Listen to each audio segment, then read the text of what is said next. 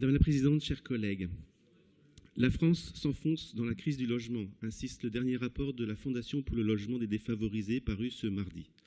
En 2024, les chiffres sont plus qu'alarmants. 350 000 personnes sans abri, un chiffre record qui a presque doublé en l'espace d'une décennie. 735 personnes mortes dans la rue, le chiffre le plus élevé jamais dénombré par le collectif des morts de la rue. 2043 enfants sont sans abri en France. Et là, on ne compte bien sûr pas les enfants mal logés ou en bidonville. Un chiffre en augmentation de 120% par rapport à 2020, c'est tout simplement catastrophique. Il est toujours utile de le rappeler. Le responsable de cette situation intolérable, c'est l'État. L'hébergement d'urgence, c'est la compétence de l'État. Or, les différents gouvernements qui se sont succédés depuis 2017 gouvernent avec les idées de l'extrême droite. Stagnation, voire diminution du nombre de places d'hébergement, loi anti-squat et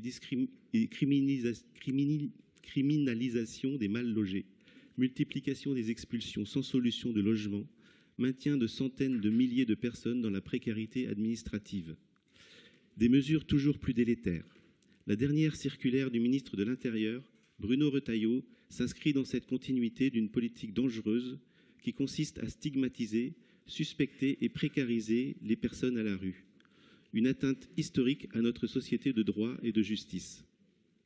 En tant que responsables politiques, nous dénonçons ce choix délibéré de mettre en danger ces enfants, ces femmes, ces hommes à la rue. Nous refusons ce déni d'humanité. C'est pourquoi, à notre échelle, nous apportons des solutions, quand bien même nous n'avons pas tous les leviers en main. Mais malgré tout ce volontarisme, cela ne suffit pas. Et nous avons de plus en plus d'alertes à propos de familles et d'enfants à la rue, pour lesquels des parents d'élèves se mobilisent. C'est la raison pour laquelle le groupe écologiste et citoyen a souhaité présenter ce vœu aujourd'hui et tient évidemment à exprimer son soutien à toutes les personnes concernées ou mobilisées sur le sujet. Tout en maintenant la pression sur l'État et sans se priver de lui présenter la facture, nous invitons tous les maires et les adjoints exerçant des délégations sur le sujet à s'emparer de notre 1% métropolitain mis à l'abri et à soutenir les associations qui font un travail remarquable et sans relâche. Nous appelons tous les élus à soutenir leurs maires dans cette nécessité et cette urgence, pour qu'il n'y ait plus aucun enfant à la rue sur le territoire de notre métropole. Je vous remercie.